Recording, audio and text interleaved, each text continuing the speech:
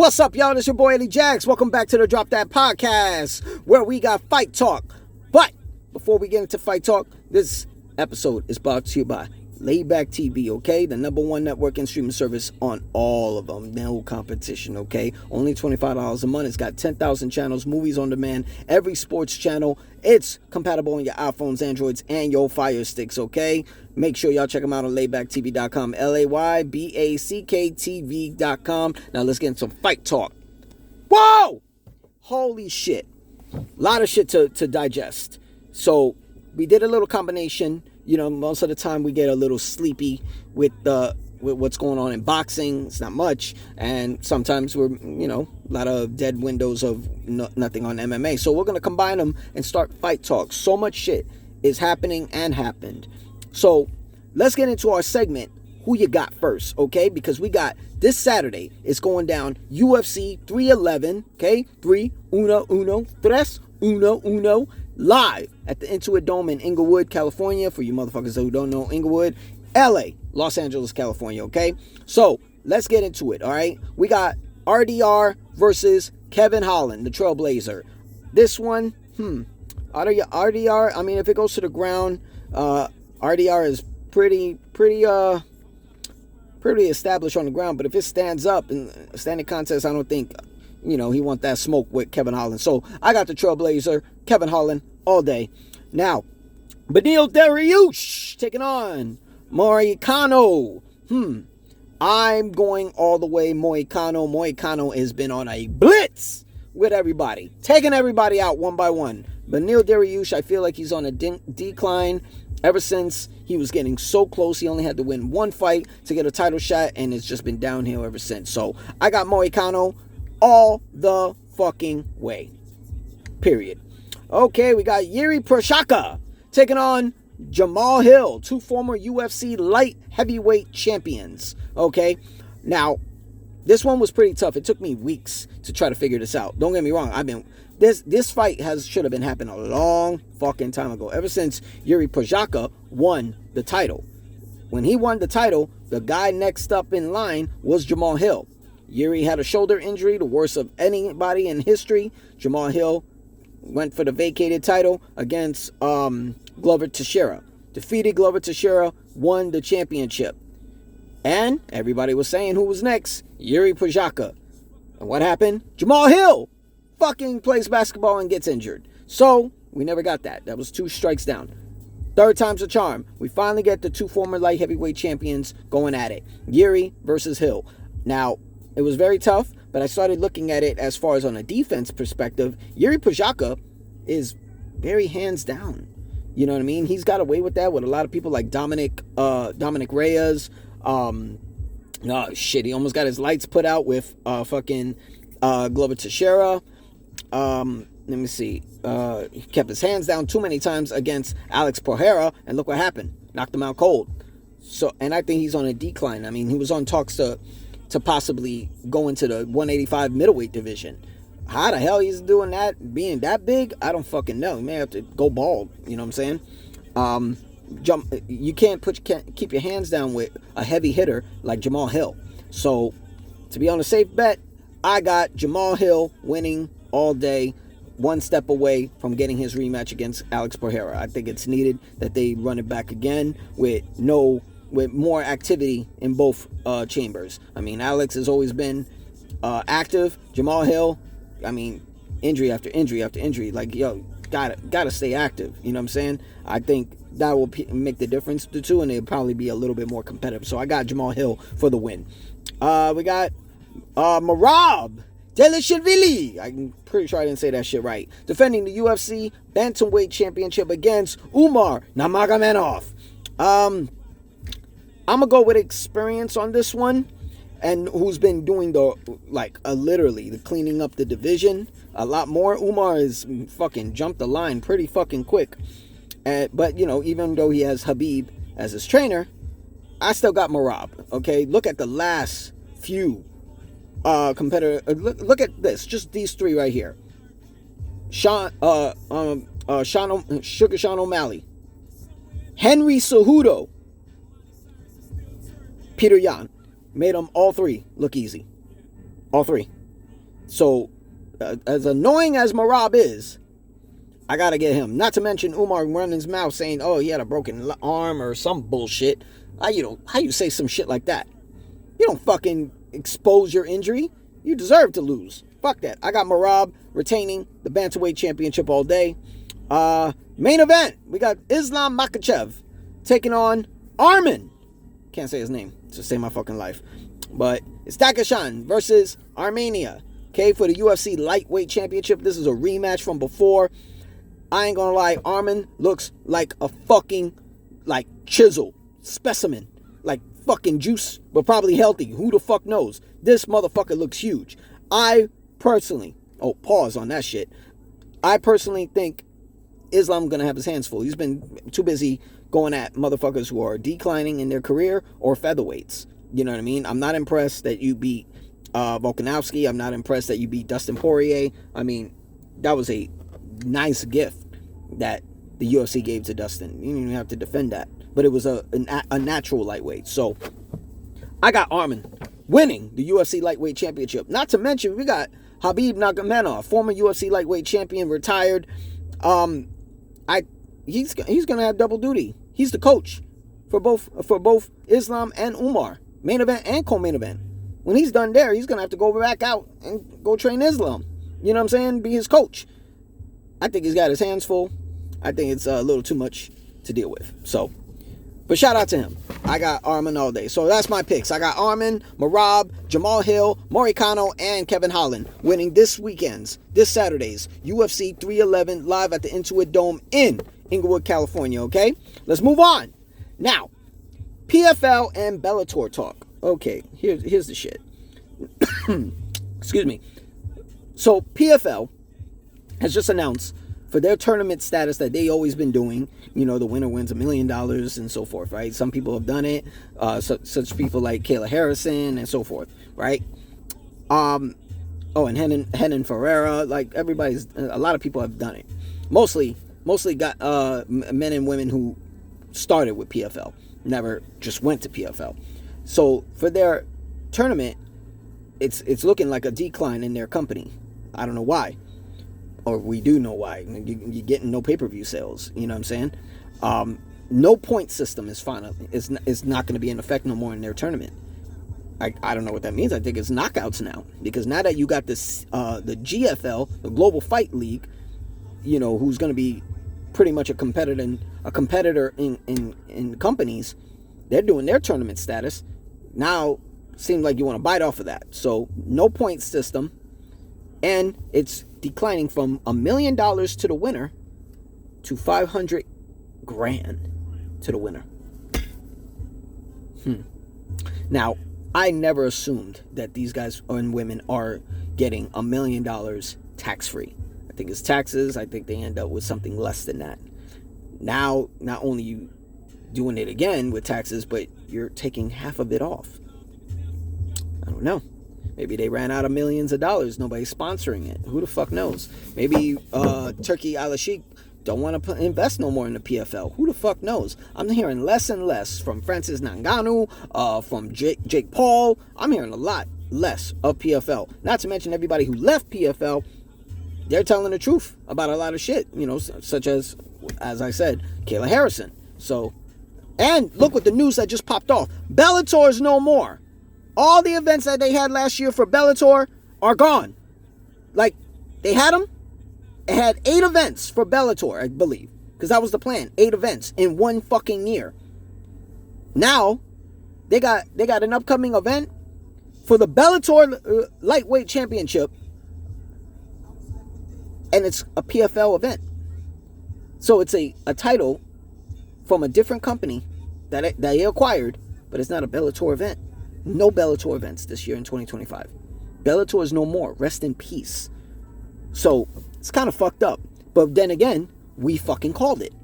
Bellator is going to be no more. They didn't acquire this to fucking rise Bellator again. No, they did it to take its spot. They Vince McMahoned Bellator. That's what PFL did. Is the only thing is Vince McMahon had more success buying out WCW. Just saying. So Bellator is no longer gonna happen. which is not shocking because you got your Bellator featherweight champion Patricio Pitbull and your Bellator bantamweight champion Patchy Mix, who want out of the fucking company. They want out of their contracts because they're current champions, and it's actually a chip that they have to negotiate free agency. You know what I'm saying? A guy like fucking Patchy Mix would be wonders in the UFC right now. You know what I'm saying? You know what I mean? Look at these motherfuckers. I mean, we got the bantamweight championship happening at 311. Umar, Marab, you got Sean O'Malley. You know what I'm saying? You got Henry Cejudo still there. You got competition over there. You know what I'm saying? At 135. It will be great for Patchy Mix. And I think he's engaged to a UFC fighter too. Not to mention. And we got Patricio Pitbull. Still got light years of a career left. Current featherweight champion. That'll be wonders in the featherweight division. Shit, you could put him against Alex Volkanovski maybe. You know what I'm saying? That will be wonders. Not to mention, you got former featherweight champion AJ McKee, who's a great talent. A great talent. You know what I'm saying? Co-signed by Rampage Jackson, former UFC light heavyweight champion, and trained by his father, who's a former fighter as well. That'd be wonders. These three lightning in the bottle talents. Great for the UFC. And AJ McKee fights at lightweight. That'd be fucking crazy. I just talked about a bantamweight, a featherweight, and a lightweight that you can put right now in the UFC. Two are champions, one is former champion. Only 2 losses in this record. Fucking stupid, bro. You know, just to what is it called? To show my respect to Bellator, I've been to a Bellator event as well. You know what I'm saying? I'm gonna give my top 5 best fights in Bellator history as far off the top that I can think of. I'm gonna go with Chris Cyborg against Julia Budd, women's featherweight championship. Great fight. I believe that was at the Forum. Let me see. Ryan Bader against Fedor Emelianenko. Finals heavyweight championship. That would be another fight. Let me see. Champion versus champion. Michael Chandler when he was in Bellator, taking on Patricio Pitbull. Lightweight champion versus featherweight champion. That was a super fight. Only lasted 1 round. Let me see. Eddie Alvarez versus Michael Chandler, the first fight.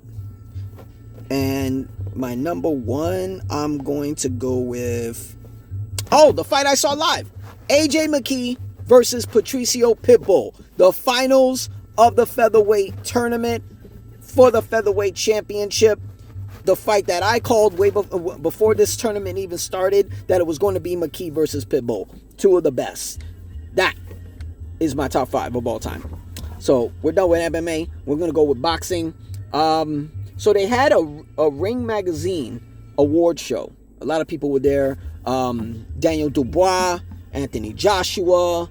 Let me see who else was there.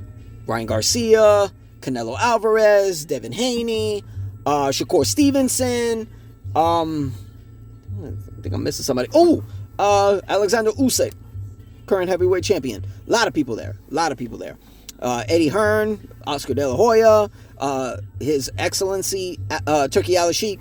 Everybody was there. Now, word is that an offer to Devin Haney and Ryan Garcia to fight in a rematch this year was offered for April and November, when Ryan Garcia's suspension is done, since it was for a year. But it was there's some conditions. Haney said yes, but Garcia only said yes if Haney drops the lawsuit that he's putting on Ryan Garcia for assault or battery, which is kind of fucking weird that a grown man actually put that on another grown man, who are both fighters, and drop the lawsuit, and VADA drug testing from now till the fight. I mean, I can see why Haney would request that. I can even see why he wants to fight again. I mean, you're never going to move on from that stain.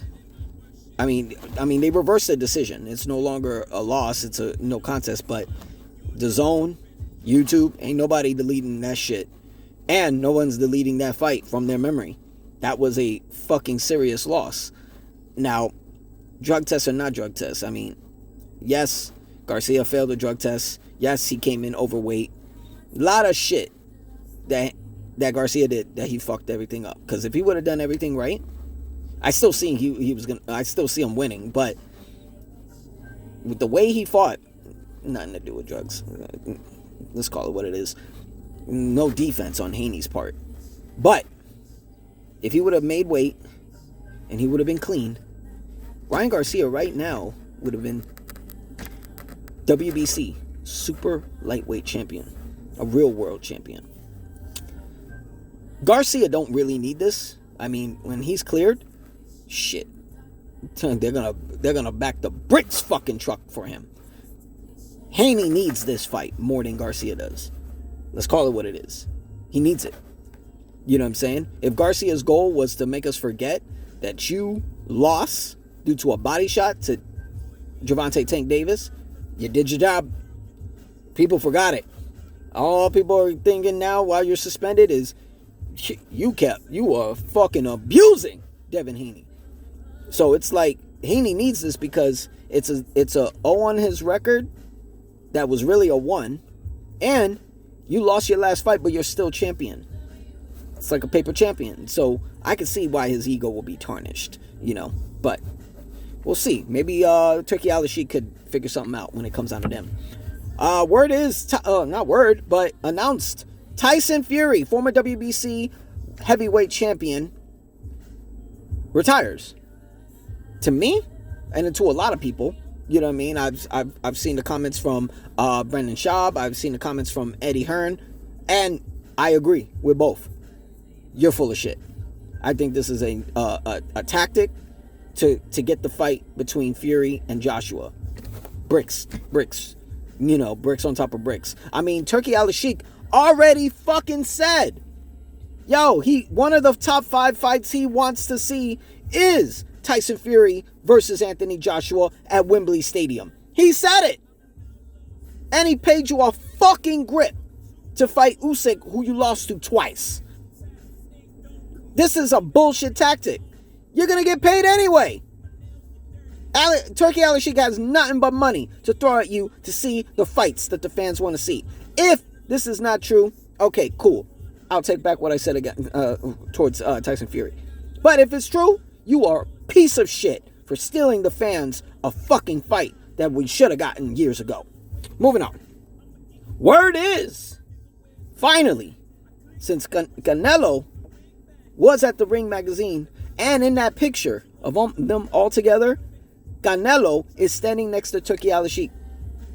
The one he was talking shit. I ain't doing this for money, blah, blah, blah. Finally, is the open discussions for Canelo Alvarez to take on undefeated, 2-time undisputed champion and current WBA 154-pound champion Terrence Bud Crawford. And I guess it's for Crawford to move up 2 weight classes to fight Canelo for legacy purposes, obviously. And word is it's going to be for September in Las Vegas.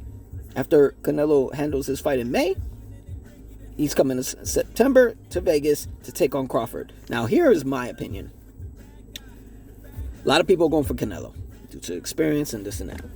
To me, if Crawford does not take a tune-up fight, right? Because he hasn't fought since August 3rd of last year at BMO Stadium for Riyadh season. And we all see how that happened. Yeah, he won, but there were moments where he was in trouble. It wasn't like a landslide when he fought Errol Spence 2 years ago, or a year and a half ago, technically. It's like he's being more inactive, and this is the fucking problem that I had with Jamel Charlo.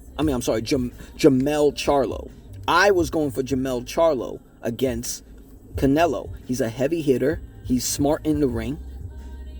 If he would stay active, I think he had a chance. He's just shot up after being away for over a year. just for a paycheck for Undisputed Champ versus Undisputed Champ against Canelo, and look what happened. Embarrassed. Crawford, it's been, 2023. July 2023 was his fight against Errol Spence for undisputed status at 147.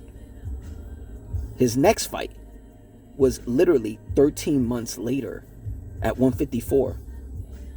Now, I give him a little slack because they negotiated a rematch clause between him and Spence. Never happened. So it kept him on the sideline. Okay, August 3rd. Now shows you're in your ring rust. I don't think this is going to be good because Crawford's taking too much time. I think he should do a fight in April or June. Keep it close to when Canelo's fights. Then take on Canelo. But I think he should do it at the weight class he's going to fight Canelo. Just to see how your body feels. You know what I'm saying? Get that out the way. Just say, oh, I want Canelo and I want that big paycheck. Okay, yeah, they're going to give it to you. But to lose, this is not shocking the world. If he can do that, I got Crawford. 100%. But that's what I got for Fight Talk, okay? Thank you so much, guys, for tuning in for the Drop That Podcast. I'm your boy, Eddie Jax. Make sure y'all subscribe, like the page. Y'all know what the fuck to do. Y'all be safe. Peace!